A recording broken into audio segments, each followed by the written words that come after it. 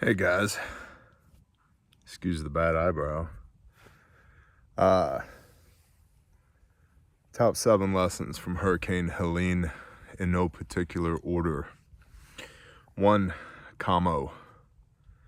Having your handheld Baofeng that's not programmed, that has a garbage stock antenna and that you don't know how to use isn't gonna work.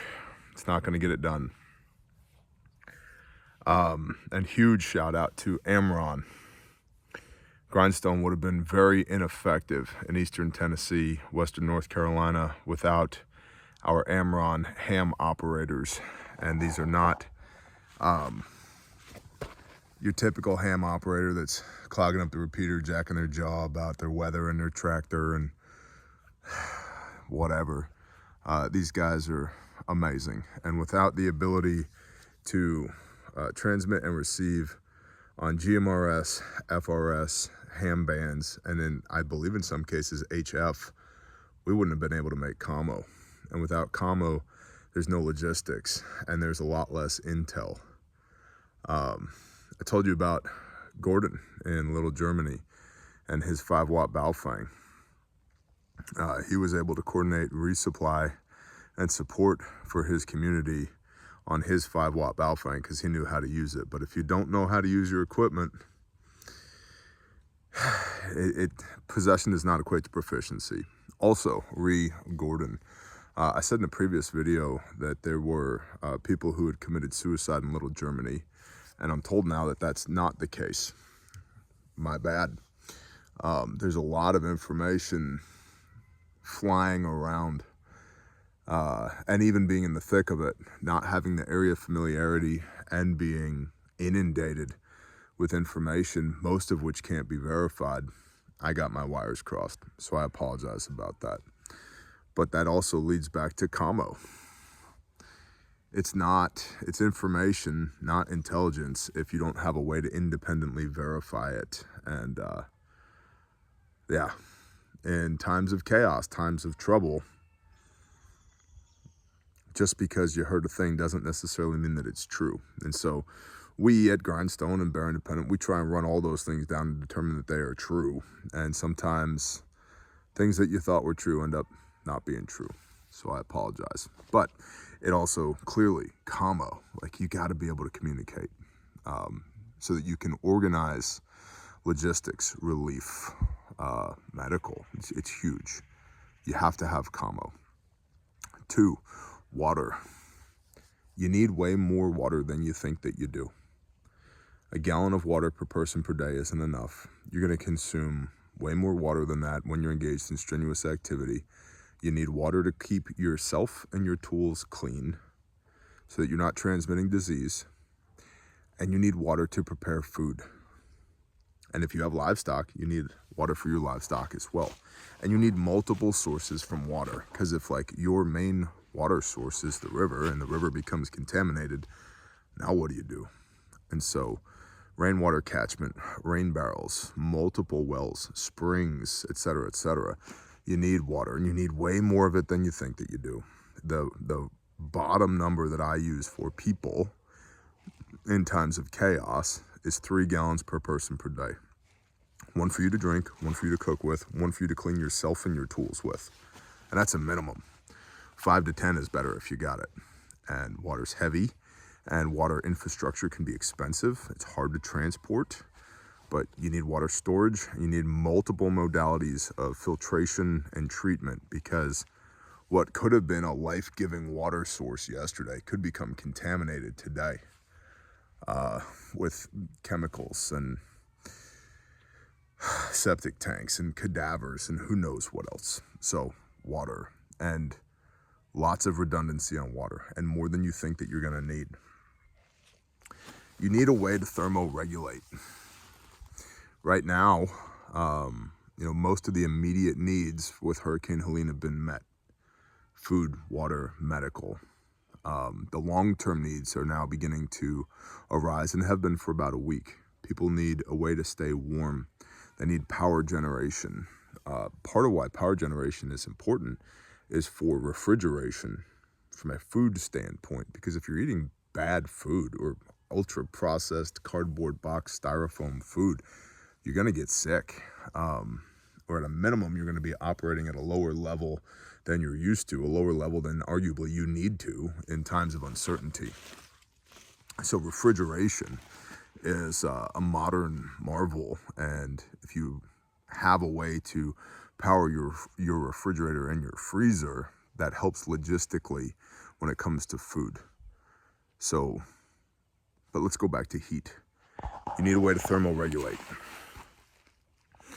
Blankets and stoves and four-sided structures with roofs, ideally. And in the winter, fall and into winter, you need to stay warm. And in the summer, you need to stay cool. 98.6, The Fine Art of Keeping Your Ass Alive, I think, is the name of the book by Cody Lundin. Very good book, written easily digestible, we'll put it that way. So heating, and it's not, I have a sleeping bag and a wool blanket. I would have at least twice as much sleep kit for everybody in your family or your mag or your crew as you think you're gonna need. Because some nights it's gonna be colder than others, and some people may have not brought all the things that they thought they were going to need, or stuff gets dirty or damp and needs to be laundered back to water or whatever. So like, have more than you think you're gonna need to stay warm, because people will die if you can't thermoregulate. Which brings me to backup generation and refrigeration, right? Number 4, backup generation. Generator, man. Something. Solar panels. Some kind of battery backup. Whatever it is. Fans in the summer. Like, your body's a swamp cooler. A wet body loses heat 26 times faster than a dry body. So your body is designed by the creator to be a swamp cooler. Very cool. But fans help with that, right? So in the summer, fans. In the winter, fans to circulate warm air inside of your dwelling. Very good. And then also commo, right? That commo stuff runs on batteries or AC/DC power sources. And the commo is very important. And refrigeration to the extent that you can, and maybe some lighting. And maybe you throw in rechargeable batteries here. What I found is rechargeable batteries tend to just get consumed and thrown away in times of emergency. They're very rarely retained and recharged and then used again. So I like flashlights and weapons lights that'll run on one 18650 or 2 CR123s, because I've got more CR123s than I know what to do with. But backup generation and a real system and enough fuel to run it for a long time. We'll come back around to fuel in a moment. 5, you need a network. Who you gonna call when things go sideways? Who are your friends, your neighbors, your loved ones, your people from church, whatever it might be. Many hands make light work, and when there's a lot of work to do, and it's not just the relief effort, the short-term sustainment of life, but the recovery effort, the rebuilding of a life. Because there's 2 distinct periods post-disaster. The first is relief, which is the preservation of life. Food, water, medical, shelter-ish, transpo and logistics. And then there's the recovery, which is the rebuilding process. Roads, bridges, homes, businesses, schools, life. So short-term and long-term. Who's going to be there for you short-term and long-term? I mean, even Grindstone, we're a disaster relief organization. We are short-term. About 4 to 6 weeks is the longest we spend anywhere, and typically it's 2 to 3 weeks. Right? We solve the immediate problem, preservation of life, and then empower locals so that they can work on the long-term recovery. Who's going to be there with you? Who's passing you information? It's flooding the next town over and they're upstream from us. We should probably bug out, right? You need a network of people, and a lot of people, I'm going to lone wolf my way through SHTF. Not based upon what I've observed. That's not going to happen. People pull together and band together in times of chaos. There's comfort in numbers, and there's capability and capacity in numbers that a singleton just can't bring to the table. 6, bug out indicators. Kind of goes back to network and commo. You may have to leave, and you may have to leave in a hurry. And so you need to have a plan to be able to leave, preferably pre-position things somewhere else that's not here. And then you need to know when it's time to go. There's a lot of people in eastern Tennessee and western North Carolina that would still be alive right now. And I'm not making little of what those people are going through. But we would do a disservice to their memory if we didn't learn from their sacrifice, just like the Committee on TCCC, right? Boil down lessons learned to apply to our daily lives going forward. There's a lot of people that would still be here if they had commo, network, and bug out indicators. I don't want that to be you. So you need to know when you need to go. You need to have a plan to be able to go at the drop of a hat. You need to know where you're going, who's going with you, what you're bringing with you, et cetera, et cetera. And I've deployed Grindstone 46 times in 5.5 years. I have a pretty good idea of what it is I need to bring with me when I go. I still have a printout. I keep it in the glove box of the truck so I can go through it as a checklist real quick. Do I have X, Y, and Z and A, B, and C? Yes, I do. Oh, I forgot C. Hold on, let me go grab that. Because you get in a hurry and you miss things. So bug out indicators, bug out location, bug out kit, bug out vehicles, all that stuff. We gotta go. Let's go. Okay? You need that stuff figured out because it's literally preservation of life in many cases. Then the last, number 7, we'll go back to fuel again. You need fuel for all your vehicles. Don't let your vehicles get below half a tank. And I have lots and lots and lots of extra fuel, ranging in container sizes from 5-gallon containers up to 1,000-gallon containers. Didn't start there, but I'm there now. Praise Yah. I've been preparing since Hurricane Katrina, 19, 20 years ago. So keep the fuel tank in your vehicle at half or more, and then have a minimum for each vehicle, a minimum of 1 full tank's worth of fuel. If you have a 20-gallon tank, that's 4 5-gallon gas cans set aside, ready to roll at a moment's notice. Same thing for the generator. You don't need a few days worth of fuel or maybe a week's worth of fuel. You need a month's or more, a year's worth on hand. I have a dual fuel generator for my home that will run on gasoline or propane, and I have enough propane to run that generator for 14 months straight. It's part of the long-term plan, that if the power goes out at bear camp and it's not going to be turned back on for 5 months, well, this sucks, but we have a generator for lighting and refrigeration and for commo and for cooling as needed for the preservation of life. And I guess bonus. Oh, also with fuel. Stoves. A lot of people have electric stoves. You need a way to boil water. Boil water to cook food. Boil water to sterilize. Boil water to make the water safe to drink. Boil water for laundering clothes and for cleaning equipment and tools. You need ways to boil water, multiple ways to boil water, and the fuel to be able to do that unsupported for a long period of time.